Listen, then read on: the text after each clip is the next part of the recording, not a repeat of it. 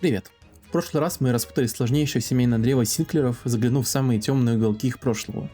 Но что если я скажу, что главная загадка этой семьи не в прошлом, а в настоящем? Что мы, как главный герой Саймон, не первые, кто идет по этому пути. Мы лишь следуем по хлебным крошкам, оставленным для нас гениальным кукловодом. Сегодня мы разберемся, кем был этот кукловод, какую грандиозную игру он затеял. Наша история начинается, как и многие другие, со смерти. Прадядя Саймона, Герберт Синклер, ушел из жизни. В своей последней воле, не имея близких наследников, а возможно и по совершенно иным причинам, он завещает племяннику жемчужину семьи Синклеров – огромное загадочное поместье Маунт-Холле. Наследство вступало в силу при одном условии – найти в особняке 46-ю комнату. В особняке, где их было всего 45. Но это была не чудаковатая шутка, это был вызов. И Саймону предстояло выяснить, какую дверь откроет этот ключ. В письме, адресованном уже лично Саймону, Герберт уверяет, что это не попытка проверить племянника, а его магнум опус, величайшая загадка от мастера головоломок, подарок от чистого сердца. И нет причин сомневаться в его теплых чувствах. Однако отрицать наличие иных, скрытых мотивов тоже было бы наивно. Герберт знал, тайны, погребенные в стенах Маунт-Холле, слишком опасны, чтобы передавать их просто так и кому попало. Новый хозяин должен быть достоин. Он должен прийти к истине на собственных условиях, не обремененный чужими взглядами. И потом Герберт создал фильтр. Он отрезал поместье от внешнего мира и спрятал правду за лабиринтом собственного творения. Это было не просто завещание имущества. Это было завещание миссии. По мере того, как Саймон погружается все глубже, поместье начинает нашептывать свои секреты. Он находит парные картины, отсылающие нас к чертежам Ауравей. Это первое вещественное доказательство того, что кто-то уже прошел этим путем до него. Эта нить ведет к шокирующему открытию – красным письмам, заговору, запечатленному в чернилах. Затем дом являет свой истинный масштаб. Дверь в подвале ведет в огромное раскопанное подземелье и к таинственному резервуару – физическое свидетельство скрытой операции промышленных масштабов. Однако все пути ведут в место с говорящим названием – Святая Святых. Здесь, за последней головоломкой, и находится следующая цель этого безумного квеста. Комната номер 46. Да, она существует, и внутри правда начинает обретать форму. 4 выемки для бюста в разных углах. Саймон, его дед Саймон Старший, бабушка Клара Эпсон и пустующая выемка, там, где должна быть его мать, Мэри Эпсон. Семья связана тайным наследием. А за ними гербы их родов. На столе покоится голубая корона. Ее описание – это своеобразное объявление войны. В прошлом рубиновая корона Аринды Ариас сейчас украшена новенькими сапфирами. Да, это символ древнейшей королевской власти, но не только. Это политический манифест. На стене карта мира, совсем не похожего на наш, с весьма интригующей надписью: 8 королевств за 8 месяцев. Войдя в эту комнату, Саймон не просто решил загадку. Он прошел посвящение. Он выдержал испытание, и теперь ему показывают план, в котором он является ключевой фигурой. Загадка комнаты номер 46 ведет к другой, еще более глубокой, к 8 запертым дверям в Святой Святых, соответствующим 8 королевствам на карте. Ключ к ним – это собственное путешествие Герберта. И решая эту головоломку, мы открываем для себя самого человека. Не кукловода, не хранителя тайн, а именно Герберта Синклера. Одинокую душу, плывущую по течению в поисках смысла. Его большое путешествие было не отпуском. Это было скорее паломничество, предпринятое, чтобы найти себя, прежде чем он начнет вершить судьбу другого.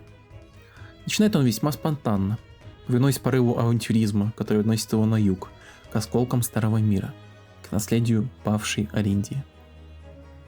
Прежде чем отправиться на индустриальный север в королевство Арк-Ариас по делам своей компании Синка, он посещает мистическую Раю. Здесь он не просто осматривает достопримечательности, а пытается прикоснуться к душе королевства.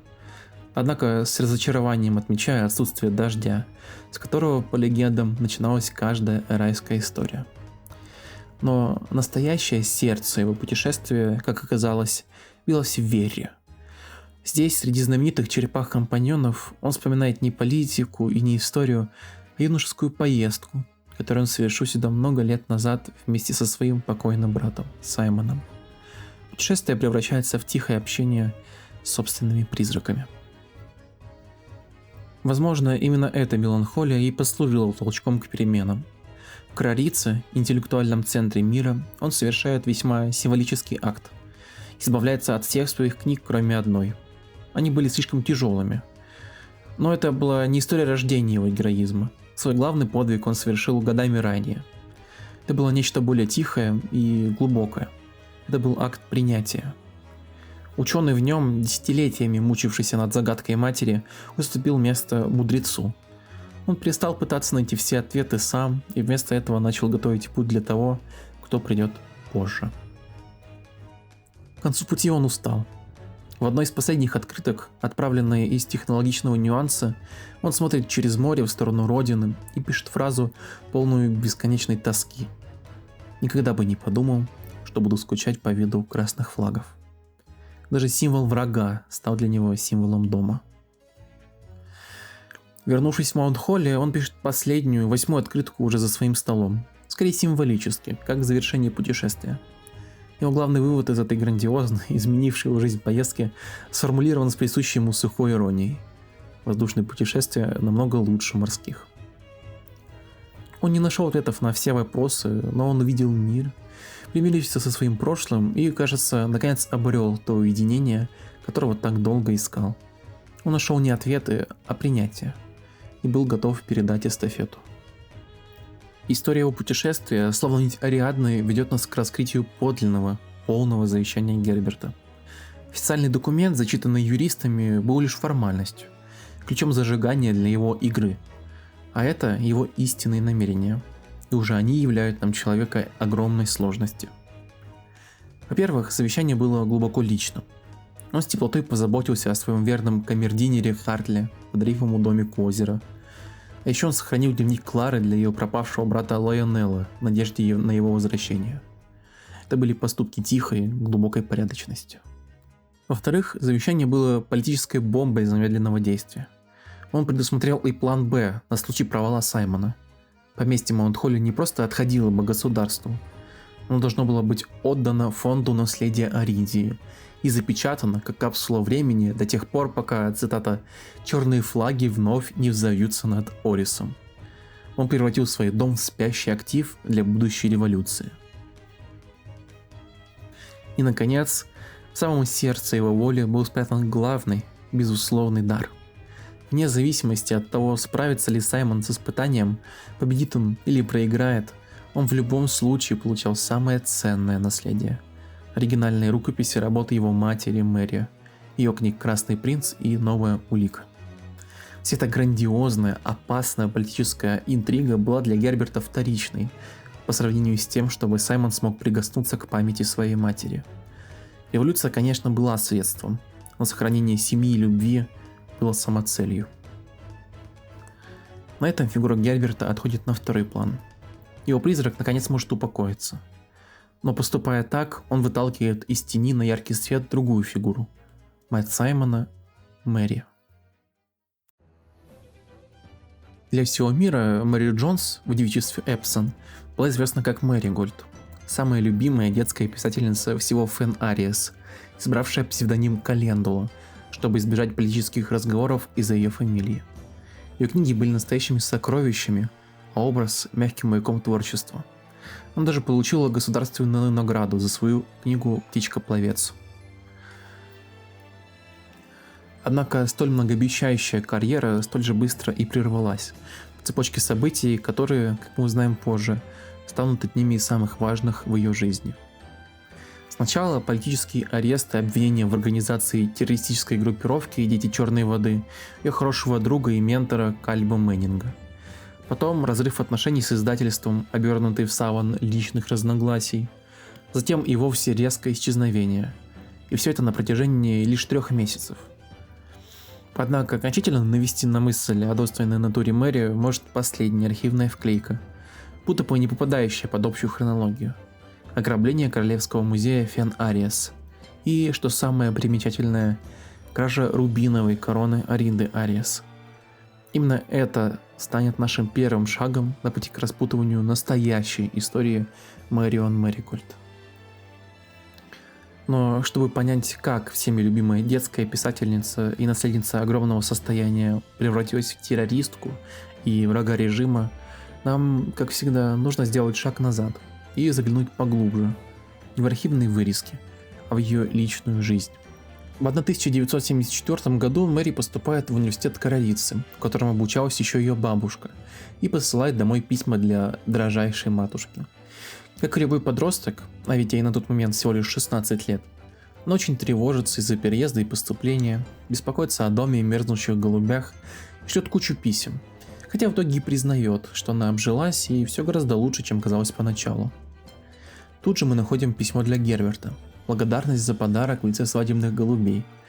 Пусть и совсем молодая, она видит своего дядюшку насквозь, понимая его неумение проявлять чувства иначе, чем намеками, и приглашая наконец в гости, увидеться лично. Как ей сложно заметить, Мэри была самой обычной девушкой, прежней студенткой, любящей женой, дочерью и племянницей. Однако те же качества, что позволяли ей так любить близких, в то же время не позволяли мириться с ситуацией в стране. Но ее борьба началась не со взрывов и ограблений, а со слов и книг. Ее первое опубликованное произведение «Красный принц» явно показывает как ее отношение к режиму Фен, так и страх этого самого режима даже перед детской сказкой. Письмо из издательства, полученное Мэри в ответ на рукопись, говорит о многом.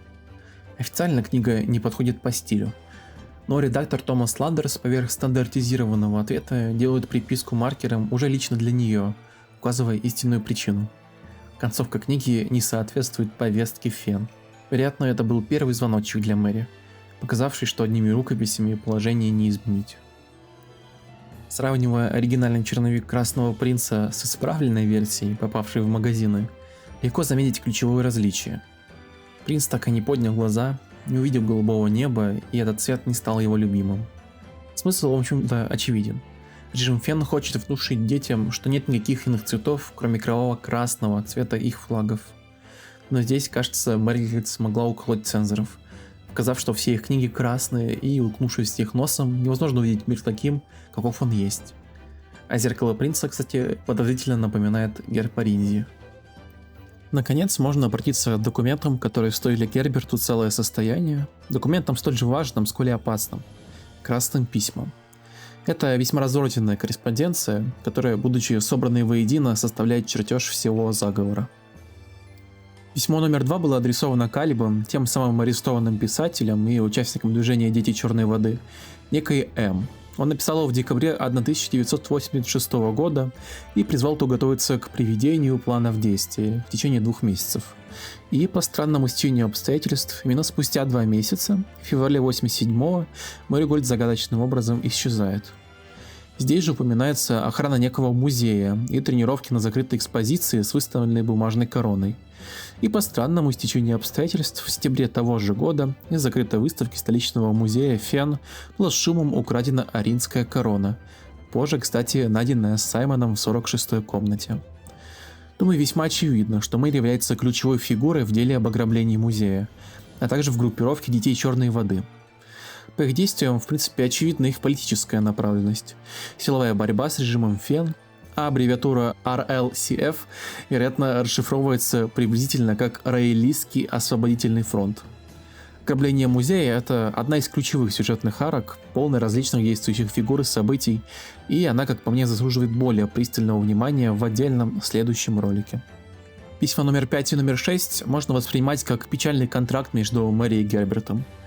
Накануне своей миссии Мэри признается в сомнениях, оставляя послание для сына и прося Герберта объяснить ему, что ее действия были рождены частично из глупости, а частично из чистых убеждений. Ответ Герберта – это торжественная клятва. Он принимает на себя опеку над Саймоном, обещая, что дитя никогда не должно страдать за грехи своих родителей. Это обещание, но также и горькое прощание.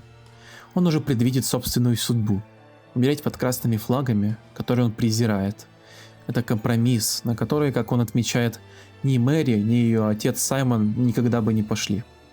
Интересно, что ответ датирован спустя полгода после побега Мэри. Это значит, что у них все еще была связь. Но письма номер 4 и номер 7 раскрывают истинную цену этого обещания. Это 2 стороны одной ужасной личной трагедии. В письме номер 4 убитый горем муж Мэри, Дэниэль, обрушивает на Герберта всю свою ярость, обвиняя его в трусости и пособничестве режиму за его молчание. Он видит в нем предателя. А годы спустя, в письме номер 7, кузина Мэри Кортни пишет Герберту, умоляя о прощении. Общий знакомый наконец открыл ей правду. Герберт был вовсе не предателем, а спасителем, архитектором побега Мэри после кражи короны. Эти два письма показывают всю тяжесть бремени Герберта. Его героизм требовал, чтобы он принял на себя маску злодея. Чтобы спасти свою семью, он должен был позволить им себя ненавидеть. Его жертва была не жертвой жизни, а жертвой наследия и любви, что для человека в его положении могло быть судьбой куда страшнее смерти.